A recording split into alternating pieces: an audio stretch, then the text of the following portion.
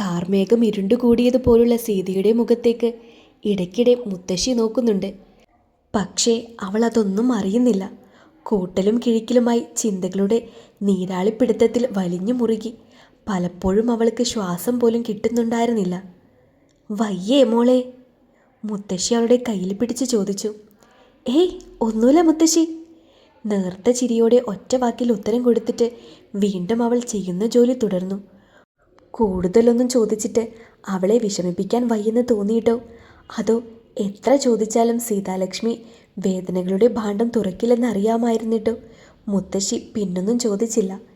കുറച്ച് നാളുകൾ കൊണ്ട് സീതാലക്ഷ്മിയെ അവളായിട്ട് അടയാളപ്പെടുത്താൻ കഴിഞ്ഞ ചുരുക്കം ചിലരിൽ അവരുമുണ്ട്. പറയേണ്ടതാണെങ്കിൽ അവൾ തന്നെ മനസ്സ് തുറന്ന് പറയട്ടെ എന്ന് കരുതി മുത്തശ്ശിയും സീതയെപ്പോലെ മൗനം കൂട്ടുപിടിച്ചു. സീതയാവട്ടെ അവൾ ചെയ്യുന്ന ജോലിയിലാണ് മുഴുവൻ ശ്രദ്ധയും. ഇനി പോയി കുളിച്ചിട്ട് വരൂ. കയ്യിലും കാലിലും കുഴമ്പിട്ട് മസാജ് ചെയ്ത് കഴിഞ്ഞതിന് ശേഷം സീത മുത്തശ്ശിയെ നോക്കി പറഞ്ഞു. തലേന്നത്തെ ഉറക്കക്ഷീണവും മനസ്സിൻ്റെ സങ്കടവും ടെൻഷനും എല്ലാം കൂടി സീതയെ ഒരുപാട് തളർത്തി കളഞ്ഞിരുന്നു. വിങ്ങുന്ന അകവും പുറവും ഒന്ന് ശാന്തമായിരുന്നുവെങ്കിലെന്ന് അന്നത്തെ ദിവസം അത്ര സമയം കൊണ്ട് അവൾ ആലോചിച്ചതിന് കണക്കില്ല. മുത്തശ്ശിയുടെ വിസ്തരിച്ചുള്ള കുളി അരമണിക്കൂറോളം നീളും. സീത അവളുടെ ബെഡിൽ പോയിരുന്നു. ആലോചിച്ചിട്ടും അറ്റം കിട്ടാത്ത പ്രശ്നങ്ങൾ അവൾ ഇരുന്നെന്ന് കണ്ടതും അവൾക്ക് ചുറ്റും മൂളിപ്പറക്കാൻ തുടങ്ങി. മുത്തശ്ശിയെ വിളിച്ചുകൊണ്ട് അകത്തേക്ക് കണ്ണൻ കയറി വന്നതൊന്നും അവൾ അറിഞ്ഞതേയില്ലായിരുന്നു. എന്ത് പറ്റിയടോ? ഒടിഞ്ഞു തൂങ്ങിയിരിക്കുന്ന അവളിലേക്ക് അവൻ്റെ ചോദ്യം നീണ്ടു. മുത്തശ്ശി കുളിക്കാൻ കയറി. ഇനി ഇറങ്ങാൻ ഇച്ചിരി നേരമാകും. ഇയാൾ പോയിട്ട് പിന്നെ വാ. പരുക്കമായ ശബ്ദത്തിൽ അവളുടെ മറുപടി. കണ്ണൻ്റെ നെറ്റി ചുളിഞ്ഞു. അതൊക്കെ ഓക്കെ, തനിക്കിപ്പോൾ എന്ത് പറ്റി അത് പറ. വയ്യേ? ചോദ്യത്തോടൊപ്പം കണ്ണൻ്റെ കൈകൾ അവളുടെ നെറ്റിയിൽ ചേർന്നു. കണ്ണൻ്റെ കൈയിൻ്റെ നേർത്ത ചൂട് സീതയുടെ ശരീരമാകെ വ്യാപിച്ചു. അവൾ ചാടി എഴുന്നേറ്റു. താൻ എന്താണോ ഈ കാണിക്കുന്നത്? കണ്ണനെ നോക്കി അവൾ ചീറി.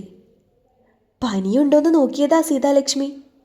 അവളുടെ ആ ഭാവമാറ്റത്തിൽ അവനും ഞെട്ടിപ്പോയിരുന്നു. ഉണ്ടെങ്കിൽ തനിക്കെന്താ? താൻ ആരാ ഇതൊക്കെ അന്വേഷിക്കാൻ? സീത കണ്ണനെ പിടിച്ച് പുറകിലേക്ക് തള്ളി. ഒട്ടും പ്രതീക്ഷിക്കാത്തത് കൊണ്ട് കണ്ണൻ പിറകിലേക്ക് തെന്നി മേശയിലിടിച്ചു നിന്നു. ഇത്തിരി സ്വാതന്ത്ര്യം തന്നെന്ന് കരുതി എൻ്റെ ദേഹത്ത് കൈവച്ചാലുണ്ടല്ലോ, അറിയില്ല നിനക്കെന്നെ. വിരൽ ചൂണ്ടി കിതക്കുന്ന സീതയെ കണ്ണൻ വേദനയോടെ നോക്കി. താൻ ഇരിക്കുന്നത് കണ്ടപ്പോൾ വയ്യെന്ന് തോന്നി, അതുകൊണ്ടാ ഞാൻ. കണ്ണൻ പറഞ്ഞത് സീത കൈയുയർത്തി തടഞ്ഞു. എനിക്കങ്ങനെ പല പ്രശ്നങ്ങളും കാണും. അതെല്ലാം പറയാൻ മാത്രം താൻ എനിക്ക് ആരാടോ? കഴുത്തിലൊരു മാല കെട്ടി തൂക്കിയ അധികാരമാണോ? സീത വീണ്ടും ദേഷ്യം തീരാതെ കണ്ണൻ്റെ ഷർട്ടിൽ പിടിച്ചുലച്ചു. അവൻ അവളെ തടയാതെ നിന്നുകൊടുത്തു.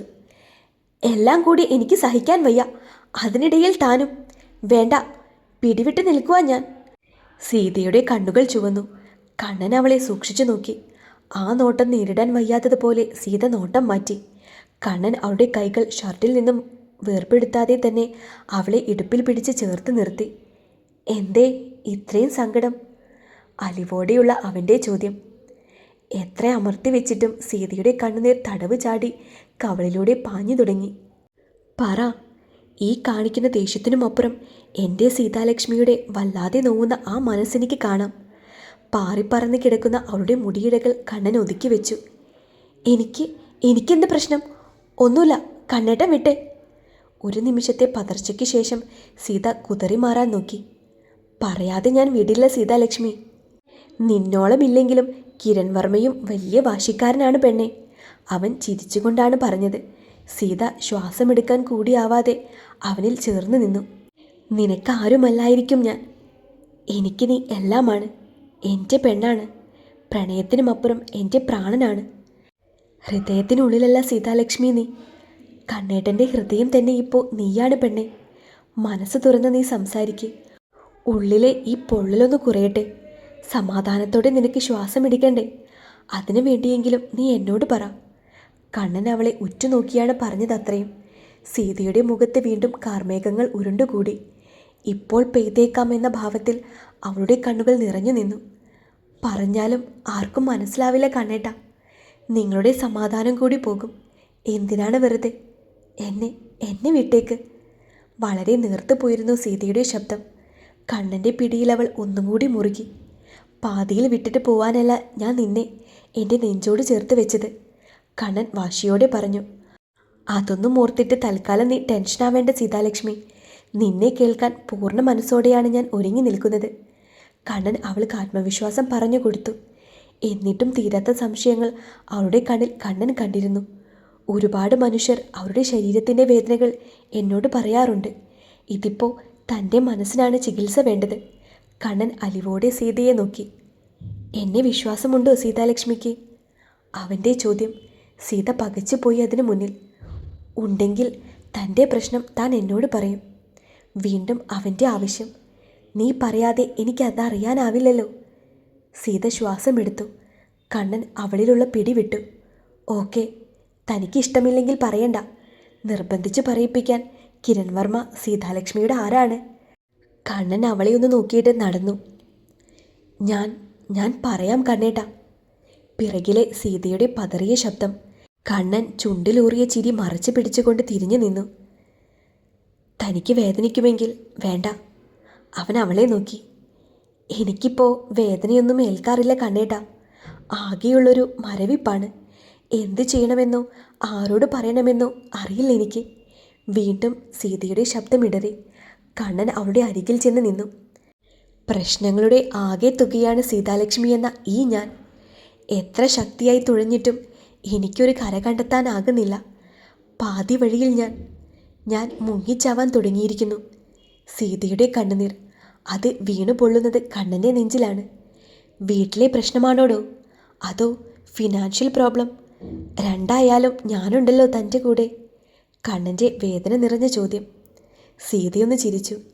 എനിക്ക് ചുറ്റും പ്രശ്നങ്ങളല്ലാതെ ഒന്നുമില്ല കണ്ണേട്ടാ. ഒന്ന് തളർന്നു വീണാൽ പോലും. സീത കണ്ണൻ്റെ മുന്നിൽ നിന്നും തിരിഞ്ഞു നിന്നു. ഹൃദയവേദനയോടെയാണെങ്കിലും അവളെ കേൾക്കാൻ എന്നതുപോലെ അവനും കാത്തിരുന്നു.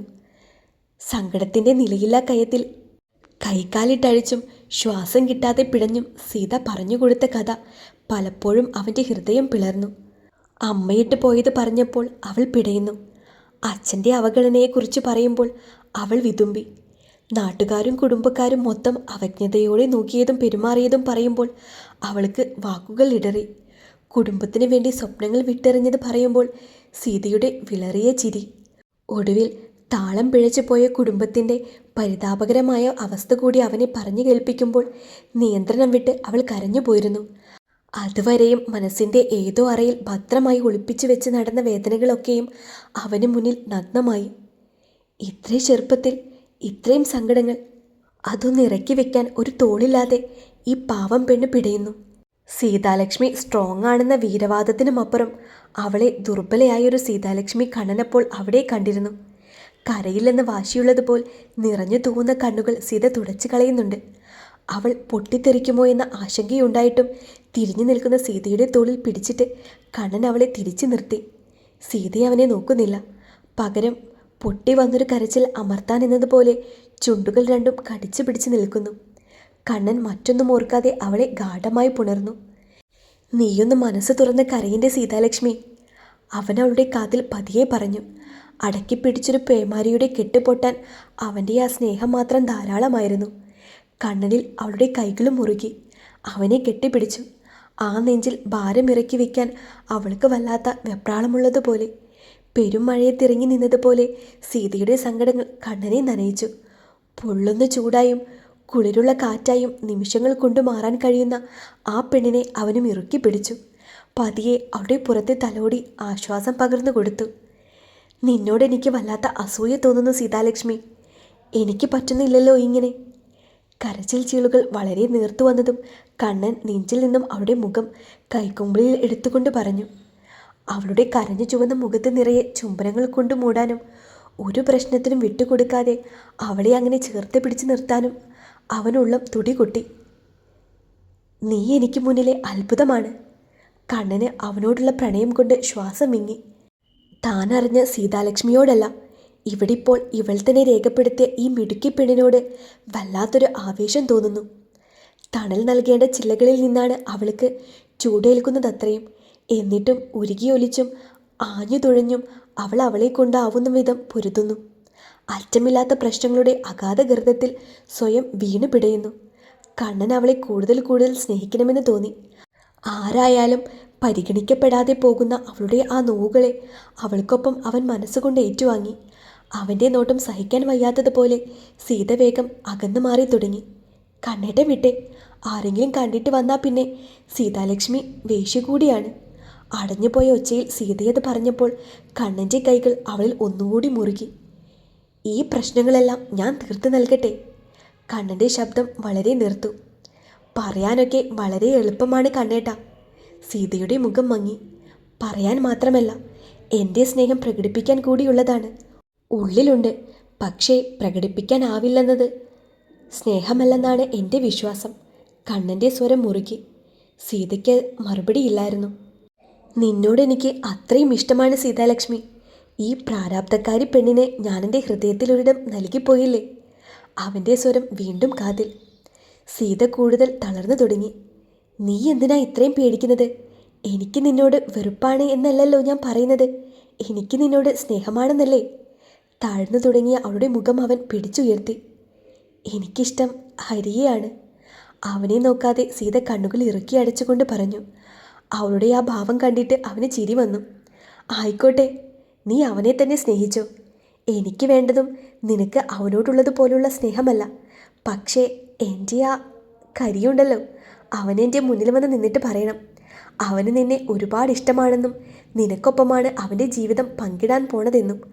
അന്ന് ഞാനും മാറ്റി പറയും എന്ന് വാക്ക് തന്നതല്ലേ. കണ്ണൻ്റെ സ്വരത്തിൽ കുറുമ്പ് നിറഞ്ഞു. ഹരി പറയും. സീതയും വാശിയോടെ പറഞ്ഞു. പറയട്ടെ, അതുവരെയും നീ ഇനി ഇത് മിണ്ടരുത്. കണ്ണൻ അവളെ നോക്കി കണ്ണിരുട്ടി. സീത ഒന്നും മിണ്ടാതെ നിന്നു. ഇത്രയും പ്രശ്നങ്ങളെയും ഉള്ളിലിട്ടിട്ടാണോ സീതാലക്ഷ്മി നീ നടന്നിരുന്നത്? കണ്ണന് വീണ്ടും കാതരഭാവമാണ്. എല്ലാം മനസ്സിലൊതുക്കി പുകയുന്നൊരു അഗ്നിപർവ്വതം പോലെ സീതാലക്ഷ്മി സ്ട്രോങ് ആണെന്നുള്ള മുദ്രാവാക്യം വിളിച്ചു നടക്കുന്നതിലും നല്ലതായിരുന്നു ആരോടെങ്കിലും ഒന്ന് പറയാൻ ശ്രമിക്കുന്നത്. എല്ലാം കൂടി സഹിക്കാൻ വയ്യാതെ നീ വീണു പോവില്ലേടി? കണ്ണൻ്റെ ചോദ്യം കേട്ടപ്പോൾ സീതയിൽ ഒരു വിളറിയ ചിരിയുണ്ടായി. സങ്കടങ്ങൾ കേൾക്കാൻ ആർക്കും ഇഷ്ടമല്ല കണ്ണേട്ടാ. അതിനെ പറ്റിയ ആരെയും ഞാൻ കണ്ടിട്ടുമില്ല. പിന്നെ ഞാൻ ഇങ്ങനെയായി. സീത അവൻ്റെ കണ്ണിലേക്ക് നോക്കി. ഞാനുണ്ടാകും നിനക്കൊപ്പം. നിന്റെ പ്രശ്നങ്ങളെ കൂടി ഞാൻ സ്നേഹിച്ചു കൊള്ളാം. വാഗ്ദാനം പോലെ കണ്ണൻ്റെ സ്വരം മുറുകി. പ്രണയം കൊണ്ട് ചുവന്നുപോയ അവൻ്റെ പിടിയിൽ നിന്നും സീത ദുർബലമായി കുതറി. അർജുൻ്റെ കാര്യമോർത്ത് ഇനി നീ വേദനിക്കേണ്ട, ഞാൻ നോക്കിക്കോളാം. അവളിലുള്ള പിടി അയച്ചുകൊണ്ട് കണ്ണൻ പറഞ്ഞു. സീത ഒന്നും മിണ്ടാതെ അവനെ തന്നെ നോക്കി. കണ്ണേടന് ബുദ്ധിമുട്ടാകും. സീത വളരെ പതിയെ പറഞ്ഞു. നിനക്ക് വേണ്ടിയല്ലേ, ഞാനത് സഹിക്കും. സീതയുടെ കണ്ണുകൾ വീണ്ടും നിറഞ്ഞു. ഇനി ഒറ്റയ്ക്കാണെന്ന ചിന്തയേ വേണ്ട നിനക്ക്. നീ അംഗീകരിച്ചാലും ഇല്ലെങ്കിലും നിന്നെ ഞാൻ സ്നേഹിക്കുന്നുണ്ട്. എൻ്റെ സ്നേഹത്തിൻ്റെ കരുതൽ നിനക്കൊപ്പം ഉണ്ടായിരിക്കുമ്പോൾ എൻ്റെ മരണം കൊണ്ടല്ലാതെ സീതാലക്ഷ്മി ഒറ്റയ്ക്കാവില്ല. വീണ്ടും അവൻ്റെ നെഞ്ചിൽ വീണു പോകുമോ എന്ന് അവൾക്ക് ശരിക്കും പേടിയുണ്ടായിരുന്നു. അതുകൊണ്ട് സീത അവനിൽ നിന്നും അകന്നു മാറി. ബില്ലടയ്ക്കാത്തതിൽ ഇനി അവനെയൊന്നും പറയണ്ട, അത് ഞാൻ സെറ്റാക്കാം. നീ ഇനി ഒരുപാട് അലയേണ്ടി വരും അത് ശരിയാക്കി കിട്ടാൻ, കണ്ണൻ പറഞ്ഞു. സീത പതിയെ മൂളി. കാശ് ഞാൻ കുറേശ്ശെയായി തന്നു തീർത്തോളാം. സീതയുടെ വാക്കുകൾ കേട്ട് കണ്ണൻ ചിരിച്ചു. അഭിമാനമാവാം സീതാലക്ഷ്മി, പക്ഷേ ദുരഭിമാനം ഒട്ടും നല്ലതല്ല കേട്ടോ. അവൻ പറയുന്നത് കേട്ടപ്പോൾ സീത വിളറിയ ചിരിയോടെ തല കുലുക്കി. ആരുടെയും ഒന്നും വെറുതെ സ്വീകരിക്കരുത് എന്നുണ്ടായിരുന്നു. ഔദാര്യം കൈപ്പറ്റിയാൽ. സീത പാതിയിൽ നിർത്തി കണ്ണനെ നോക്കി. എനിക്ക് മനസ്സിലാകും നിന്റെ അവസ്ഥയെ. അതെല്ലാം കൊണ്ടാണ് ഈ സീതാലക്ഷ്മിയെ ഞാൻ ഇത്രത്തോളം സ്നേഹിക്കുന്നത്. കണ്ണൻ മനോഹരമായി ചിരിച്ചു. ഇരുട്ടിൽ മുങ്ങി നിൽക്കുന്നൊരാ വീട്ടിൽ നിറഞ്ഞ കണ്ണുകളോടെ നോക്കി നിൽക്കുന്നൊരു പാവം പെണ്ണപ്പോഴും അവനെ വേദനിപ്പിച്ചു.